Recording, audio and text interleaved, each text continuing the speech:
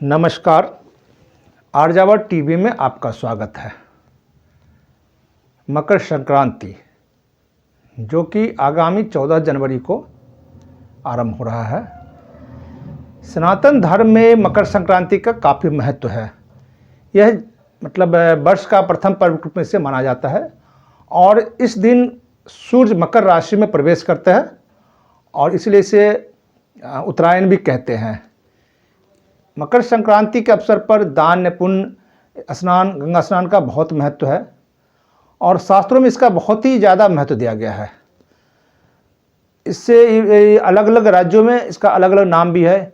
कहीं से पोंगल कहते हैं, कहीं बिहू कहते हैं, कहीं मकर संक्रांति कहते हैं और उत्तराखंड में उत्तरायणी भी कहते हैं इसे। और इसमें ऐसा है कि इस पर्व के बारे में बहुत सारे लोगों को जिज्ञासा होती है कि क्या दान करना चाहिए, क्या स्नान करना है, इससे क्या महत्व है, इस इतिहास क्या है, इस पर काफ़ी लोगों की जिज्ञासा रहती है। और इसी जिज्ञासा को शांत करने के लिए हम आज बात कर रहे हैं प्रसिद्ध कथाकार और आचार्य श्री अभिजीत झा से। अभिजीत झा वेदाचार्य हैं और कर्मकांडी भी हैं। इनसे हम जानेंगे कि मकर संक्रांति के इतिहास, इसमें जो स्नान दान का महत्व इत्यादि बारे में। पंडित जी, हमारे कार्यक्रम में आपका स्वागत है। पंडित जी, कई लोगों की जिज्ञासा होती है क्योंकि ये जो पर्व है वर्ष का पहला पर्व होता है। जब हम नया वर्ष रूप प्रवेश करते हैं, हम आंगल की तिथि के साथ कहते हैं, तो ये वर्ष का पहला पर्व हो जाता है। और इसके बारे में काफ़ी लोगों की जिज्ञासा होती है कि इसमें स्नान दान का भी, जैसा कि शास्त्रों में उल्लेखित, बहुत महत्व है। तो इस पर्व को मकर संक्रांति में स्नान दान का क्या महत्व है, इस पर आप प्रकाश डालें। जी, सर्वप्रथम इस पर्व की महाविशेषता यह है कि सूर्य धनु राशि से निकलकर मकर राशि में प्रवेश करते हैं और जब सूर्य मकर राशि में प्रवेश करते हैं तो वह मकर संक्रांति के पर्व से यह पर्व जाना जाता है। और इसमें गंगा सागर एवं स्नान दान की विशेष महिमा कही गई है। और जिस तरह से देखा जाए तो मकर संक्रांति पिता पुत्र का एक तरह से मिलन है। पिता अर्थात भगवान सूर्य और मकर राशि के स्वामी शनिदेव। तो पिता जो सूर्य जो हैं वो अपने पुत्र के राशि में जाते हैं और पुत्र के राशि में जब जाते हैं तो शनिदेव ने उन्हें तिल और गुड़ के बनाए हुए लड्डू उन्हें समर्पित किए। और जब शनिदेव ने उन्हें तिल और गुड़ के बनाए पदार्थ अर्पण किए तब सूर्यदेव बहुत प्रसन्न हुए। उस दिन से यह परंपरा बनी कि जो मकर संक्रांति के दिन जो भगवान सूर्य को तिल और गुड़ का मिश्रित पदार्थ बना करके अर्पण करेगा, उस पर भगवान सूर्य और शनिदेव बहुत प्रसन्न होते हैं। इस दिन तिल गुड़ का दान भी करना चाहिए। इस दिन तिल और गुड़ का दान करने से अखंड लक्ष्मी एवं स्त्रियों को अखंड लक्ष्मी, सौभाग्य एवं पुरुषों को आरोग्यता का वरदान प्राप्त होता है भगवान सूर्य एवं शनि से। साथ ही इस दिन यदि गंगा स्नान करें तो गंगा स्नान का महात्म्य पुण्य इतना है कि उस गंगा स्नान के पुण्य का फल अक्षय हो जाता है। अक्षय अर्थात उस पुण्य का कभी क्षय नहीं, उसका कभी विनाश नहीं होता, वह निरंतर वह पुण्य बढ़ता ही रहता है। और भगवान सूर्य जब धनु राशि में होते हैं तब अनेक प्रकार के मांगलिक कार्य, गृह प्रवेश, मुंडन, उपनयन इत्यादि जो शुभ संस्कार हैं वो बंद होते हैं। और जब सूर्य मकर राशि में प्रवेश करते हैं तब ये पुनः जो है ये सब कार्य प्रारंभ हो जाते हैं। तो इस वर्ष भी आगामी 14 जनवरी को यह सब पुण्य कार्य जो गृह प्रवेश, मुंडन, उपनयन संस्कार इत्यादि, विवाह आदि मांगलिक कार्य हैं, वह सब प्रारंभ हो जाएंगे। और यह सब जो प्रारंभ हो जाएंगे, इसीलिए इस इसी समय से यह सब प्रारंभ होते हैं। तो इस मास को अत्यंत परम पवित्र माना गया और इस दिन जो कोई तिल से अपने पितरों का तर्पण करता है उसके पितर सदगति को भगवान विष्णु के नित्य धाम को प्राप्त होते हैं। और स्नान दान करने से अक्षय पुण्य फल की प्राप्ति होती है। विशेषतः तिल और गुड़ के पदार्थ या तिल और गुड़ को अलग अलग भी दान कर सकते हैं। पंडित जी, आपने बताया कि इसके स्नान दान इसका महत्व के बारे में बताया। अच्छा, ये जो मकर संक्रांति का क्या महत्व है और क्यों मनाया जाता है मकर संक्रांति, साथ ही से कोई जुड़ी पौराणिक कथा है तो इसके बारे में वर्णन कीजिए आप। जी, इस विषय में पौराणिक कथा पुराणों में वर्णित है। इसमें 3 कथाएं विशेषता प्रचलित हैं जो पुराणों में हमें देखी जाती हैं। पहली तो भीष्म पितामह जब महाभारत काल का युद्ध हुआ और महाभारत युद्ध के 10वें दिन भीष्म पितामह शरशैया पर विराजमान हो गए, तब उन्होंने, जबकि उनको इच्छा मृत्यु का वरदान था और वह उसी क्षण उसी समय प्राण त्याग कर सकते थे, परंतु फिर भी उस दिन से उन्होंने 49 दिन प्रतीक्षा किया। पूछा कि यद्यपि भीष्म पितामह क्या कहते हैं, उनको तो इच्छा मृत्यु का वरदान था, परंतु फिर भी उन्होंने इतना कष्ट सह करके उन्होंने 49 दिन मृत्यु की प्रतीक्षा क्यों की। तो भीष्म पितामह कहते हैं कि अभी दक्षिणायन चल रहा है। दक्षिणायन अर्थात देवताओं की रात्रि, और मकर संक्रांति के पर्व से देवताओं का दिन प्रारंभ हो जाता है, अर्थात उत्तरायण प्रारंभ हो जाता है। पूर्व एक वीडियो में हमने चर्चा किया था, पूर्व की एक वीडियो में, उसमें हमने काल चक्र का वर्णन किया था। तो उसमें देवताओं का एक दिन मनुष्यों का एक वर्ष माना जाता है। तो इस हिसाब से देवताओं की 6 महीने की रात्रि एवं 6 महीने का दिन माना जाता है। तो दक्षिणायन देवताओं की रात्रि है और उत्तरायण देवताओं का दिन माना जाता है। तो उत्तरायण दिन है अर्थात परम पवित्र है, और उत्तरायण जो प्रारंभ होता है वो इस मकर संक्रांति के पर्व से ही प्रारंभ होता है। इसलिए इस पर्व का अत्यंत विशेष महत्व है और भीष्म पितामह ने इसी पर्व को ध्यान में रख करके 49 दिन शरशैया पर पड़े रहे और अपने प्राण छोड़े नहीं। प्रथम कथा तो यही। द्वितीय कथा, राजा सगर के 60,000 पुत्रों को मोक्ष भी इसी पर्व के दिन हुआ, और महाराज भगीरथ ने इसी पर्व के दिन भगवती गंगा की उपासना की और उनको इस धराधाम पर लेकर के आए, और उसी गंगा जल से जो है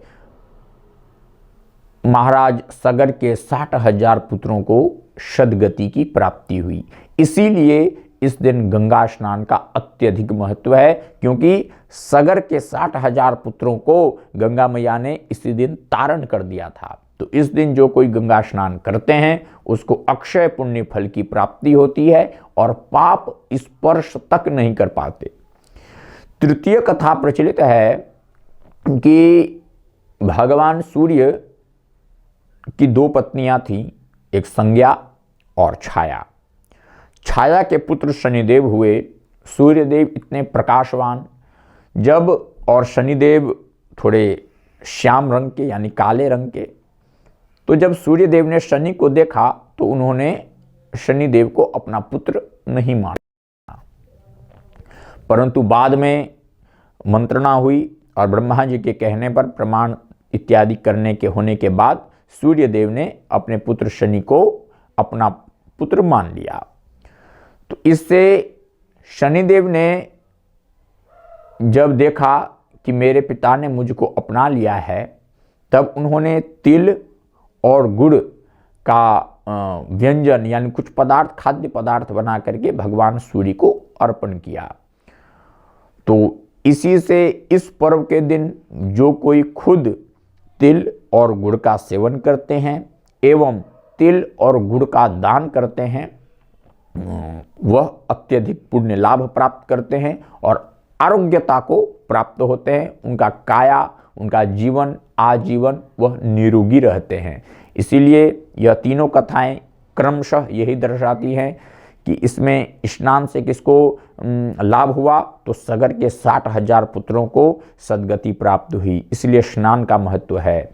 दान का महत्व, भीष्म पितामह ने इसी दिन अपने शरीर को त्याग किया, तो उस अक्षय शरीर युक्त दान का फल उन्हें स्वर्ग की प्राप्ति हुई।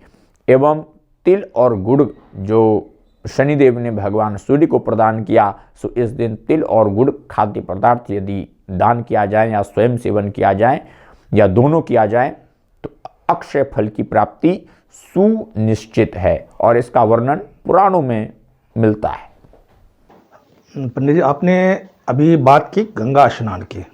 देखिए, सब लोगों के लिए संभव नहीं हो पाए संभव कि गंगा स्नान कर पाए, कोई दूर है, कई कार्य है, तो कोई ऐसा बताइए, जैसे कि अगर माने कोई गंगा स्नान में गंगा नहीं जा पाए तो घर में ही स्नान करे, तो वो कैसे करे कि उसे गंगा स्नान का पुण्य प्राप्त हो? ये बहुत सुंदर आपने प्रश्न किया। देखिए, वैसे तो नित्य प्रति जब हम नगरों में या महानगरों में रहते हैं तो अपने घर के ही बनाए हुए शौचालय में हम स्नान करते हैं। तो वैसे तो नित्य ही जब हम स्नान करते हैं तो बाल्टी में जब जल भरा रहता है तो उसमें डेली गंगा जी का आवाहन करना चाहिए। और गंगा जी का ही नहीं बल्कि गंगा आदि सप्त नदियों का आवाहन करना चाहिए और पुनः फिर स्नान करना चाहिए, तो नित्य ही गंगा स्नान का फल प्राप्त होता है। परंतु इस दिन ये तो विशेष रूप से करना ही चाहिए, अर्थात जल में यानी अपने नहाने के जल में गंगा आदि का आवाहन करना चाहिए। उसका मंत्र है, मंत्र आप सबको इस बार इस चैनल के डिस्क्रिप्शन में मिलेगा और मैं वर्णन भी करता हूँ। गंगे च यमुने चैव गोदावरी सरस्वती नर्मदे सिंधु कावेरी जले अस्मिन् सन्निधिम कुरु। इसमें इस मंत्र के द्वारा हम गंगा आदि सप्त नदियों का आवाहन करते हैं और फिर हम स्नान करते हैं, तो गंगा आदि नदियों में स्नान करने का पुण्य फल प्राप्त होता है। एक बात। द्वितीय, नहाने के जल में इस पर्व के दिन हमें थोड़ा गंगा जल घर से एक चुल्लू या मुट्ठी में भी जो है हम डाल करके हम बाल्टी में मिला सकते हैं, तो उससे भी गंगा स्नान का फल हमें प्राप्त हो जाएगा। मतलब हम घर में भी अगर थोड़ी सी गंगा जब डाल दे तो हमें उस पुण्य की प्राप्ति हो जाएगी, पुण्य फल की प्राप्ति। हाँ पंडित जी, ऐसा होता है कि कोई भी कार्य किया जाए, पूजा पाठ या कोई धार्मिक कर्म, तो मुहूर्त शुभ तिथि देखी जाती है। तो जो मकर संक्रांति जो पर्व है, इसका शुभ मुहूर्त क्या है, किस समय किया जाए जिससे कि अधिक फलदायी प्राप्त हो, दान पुण्य या स्नान, समय का इसका क्या है मुहूर्त की तिथि, ये बताइए। देखिए, वैसे नियमानुसार जब सूर्य मकर राशि में प्रवेश कर जाते हैं उसी क्षण से, उसी सेकंड से उत्तरायण का प्रारंभ हो जाता है। तो इस बार सूर्यदेव जो हैं आगामी 14 जनवरी 2025 को सुबह 8:41 पर सूर्य मकर राशि में प्रवेश करेंगे और इसी समय से उत्तरायण का प्रारंभ हो जाएगा। परंतु इसमें दो काल हैं, एक तो पुण्य काल होता है और एक महापुण्य काल होता है। और इन दोनों कालों में महापुण्य काल तो बहुत, जिस प्रकार हम दीपावली इत्यादि में हम पूजन करते हैं तो उसमें बहुत से काल आते हैं, वृक्ष लग्न, सिंह लग्न, कुछ लग्न बहुत महत्वपूर्ण होते हैं। तो इसमें महापुण्य काल को बहुत जो है गुणवत्ता इसकी मानी गई है और इसको बहुत प्रशस्त माना गया है। और पुण्य काल इससे थोड़ा सा नीचे है और पुण्य काल का समय है 9:03 से पुण्य काल प्रारंभ होगा और शाम 5:38 तक यह पुण्य काल रहेगा। और महापुण्य काल का समय है 9:03 से प्रारंभ होगा और 10:38 तक यह महापुण्य काल रहेगा। इस महापुण्य काल में एवं पुण्य काल में स्नान, दान एवं यथासंभव जप, होम इत्यादि करने से अक्षय फल की प्राप्ति होगी। और जो कोई मंत्र को सिद्ध करना चाहते हैं, कोई भी मंत्र को, वह गुरु मंत्र हो सकता है, इष्ट मंत्र हो सकता है, या कोई कामना युक्त कोई भी मंत्र हो सकता है, इस दिन से उस जप का, महापुण्य काल में इस जप को प्रारंभ करने से या जप करने से वह मंत्र सिद्ध हो जाता है। सो इस दिन मंत्र सिद्ध करने में और स्नान, ध्यान, जप, पूजा पाठ, होम करने से अक्षय फल की एवं महापुण्य की प्राप्ति होती है। आचार्य जी, इस पर्व को कुछ लोग खिचड़ी भी कहते हैं और इस पर्व में खिचड़ी खाते हैं। साथ ही मिथिलांचल, जो बिहार के प्रदेश है मिथिलांचल, उसमें वहाँ दही चूड़ा का भी प्रचलन है। तो लोग खिचड़ी और दही चूड़ा क्यों खाते हैं, इसके बारे में बताइए। जी देखिए, इस मकर संक्रांति को, जैसे उत्तर भारत में इस पर्व को मकर संक्रांति कहा जाता है, जैसे उत्तराखंड में इसको हम उत्तरायणी भी कहते हैं, गुजरात में इसको उत्तरायण के नाम से जाना जाता है, केरल में पोंगल के नाम से जाने जाते हैं, और मिथिलांचल में तिला संक्रांति कहते हैं। तो इस पर्व को खिचड़ी खाने का जो विधान है, वो जब भारत पर पूर्व खिलजी ने आक्रमण किया था, तो उसमें युद्ध की विशेष जन्य परिस्थितियों के कारण जनता जो है, प्रजा जो है, भूखे रहने लगी और कमज़ोर होने लगी। तो गुरु गोरखनाथ ने एक उपाय सुझाया कि कोई इस प्रकार का ऐसा व्यंजन तैयार किया जाए जो बहुत कम समय में बन जाए और पुष्टिकारी भी हो और सात्विक भी हो। तो सब गुरु गोरखनाथ ने आदेश दिया कि दाल, चावल और सब्जियों को एक बार में ही पका दिया जाए और उसको सबको खिला दिया जाए। तो यही हुआ। गुरु गोरखनाथ ने इसी प्रकार का खाद्य पदार्थ बनवाया और इस पदार्थ का नाम खिचड़ी हुआ। और तभी से सब लोग इसी पर्व के दिन खिचड़ी जो है खाते हैं और खिचड़ी ब्राह्मण को भोजन भी कराते हैं। और यदि ब्राह्मण को अपने घर में बुला करके खिचड़ी का भोजन करवाया जाए तो महापुण्य की प्राप्ति होती है।